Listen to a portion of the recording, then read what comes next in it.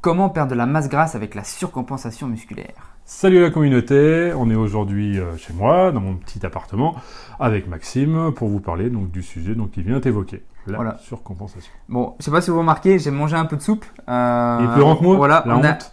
On a rééquilibré un peu parce qu'au niveau du montage, ça le faisait pas trop. Voilà. Hervé était plus grand que moi, donc maintenant, voilà, j'ai mis un pouf, on a rééquilibré les trucs. C'est plus simple au niveau des montages, au niveau de la lumière, au niveau de la caméra. Voilà. Allez, on vous embête pas plus, on passe au sujet principal de la vidéo. C'est parti! Au repos, le muscle consomme 3 fois plus que le tissu adipeux. Quand je dis consomme plus de calories.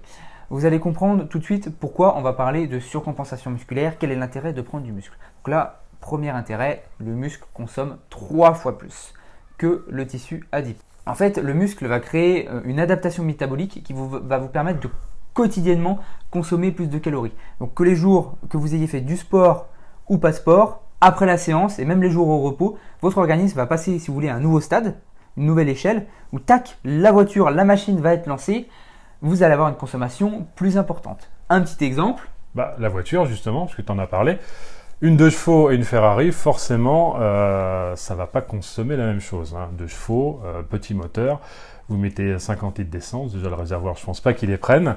Vous allez, ça va durer. Vous allez être même en sur-régime, on pourrait dire presque, même pas.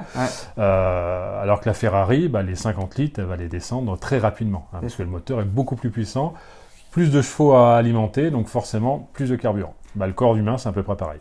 C'est exactement la même machine. Si on prend l'essence, voilà, si vous avez compris notre exemple, l'essence, vous pouvez la comparer à la consommation calorique quotidienne. Voilà, entre un V12 et un moteur de chevaux, on ne va pas avoir la même chose.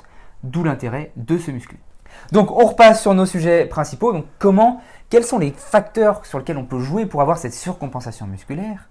Par surcompensation musculaire, on explique la croissance musculaire, la prise de muscle, celle qui va vous aider à obtenir un moteur V12. Alors, pas tout de suite, nous on n'est pas non plus au moteur V12. On est entre... pas mal quand même déjà. Il en est moins un V10, moi je suis à V4. V4 et demi en ce moment.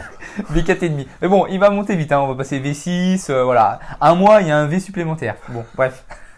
Donc, si on revient sur nos 4 points, quels sont-ils?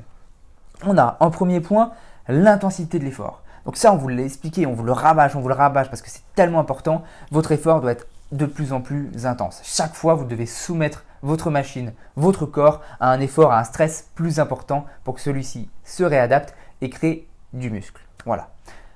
Deuxième point, la durée de l'effort. Donc ça, c'est un critère qui peut rentrer en jeu. Voilà, plus votre effort, plus vous avez une durée d'effort qui est assez longue. Alors, ça va prendre avec des pincettes, plus votre corps va consommer de calories. Troisième point, réitérer l'effort au bon moment. Qu'est-ce que j'entends par là? Ça veut dire gérer sa récupération. Il faut savoir réitérer l'effort, un effort intense, donc comme je l'ai dit, notre premier critère, au bon moment quand votre organisme dispose de toutes ses ressources, pas quand le muscle, pas quand les fibres sont déchirées et qu'il n'y en a pas de nouvelles qui se sont créées, mais juste après. Donc il faut savoir récupérer. Savoir faire un effort intensif, c'est important. Savoir récupérer, c'est encore mieux. Voilà. Donc ça, n'hésitez pas à poser les questions en commentaire si vous avez des questions sur ça. À quelle fréquence s'entraîner? Est-ce qu'on peut s'entraîner tous les jours? Est-ce qu'il faut s'entraîner tous les 2 jours? On sera ravis d'y répondre. Quatrième point et le dernier, c'est, alors là, attention, terme très professionnel, on appelle ça l'hétérochronisme. Donc c'est un terme du coach sportif. Voilà, donc c'est savoir utiliser les bonnes filières énergétiques au bon moment. Vous avez 3 filières énergétiques, l'anaérobie lactique, l'anaérobie alactique et l'aérobie. L'aérobie, c'est l'utilisation de l'oxygène et des acides gras pour des efforts à longue durée. Donc ça, c'est dans le cas d'un marathon, dans le cas d'une course. Ce qui va nous intéresser, c'est combiner ça, mais surtout les 2 premières filières énergétiques, c'est-à-dire l'anaérobie lactique et l'anaérobie alactique, qui vont utiliser du glycogène musculaire, du glucose comme source d'énergie, mais qui vont vous permettre d'accroître votre masse musculaire et d'avoir, comme on l'a dit au début, une adaptation métabolique qui va vous permettre de consommer quotidiennement beaucoup plus de calories.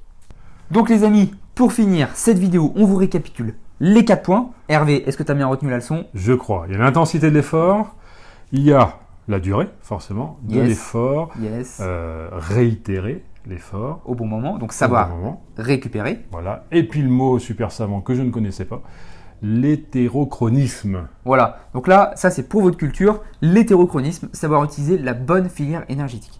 Donc je vous le dis, savoir faire des efforts courts et intenses. Mais on y reviendra dans une prochaine vidéo. En tout cas, Hervé, l'avantage, c'est que intensité de l'effort, il sait faire, c'est Ouais. grâce à ça qu'il progresse. Donc n'oubliez pas que c'est un des paramètres les plus importants et c'est celui qui vous aidera à vous transformer. Voilà. Et puis, Voilà. et puis, Voilà. et puis, Voilà. et puis gardez la motivation, que des personnes positives autour de vous, et ça va se faire crescendo. Voilà, gardez la pêche, on se revoit la prochaine fois. N'oubliez pas, Plus jamais gros. plus jamais gros. A plus, Ciao. boum.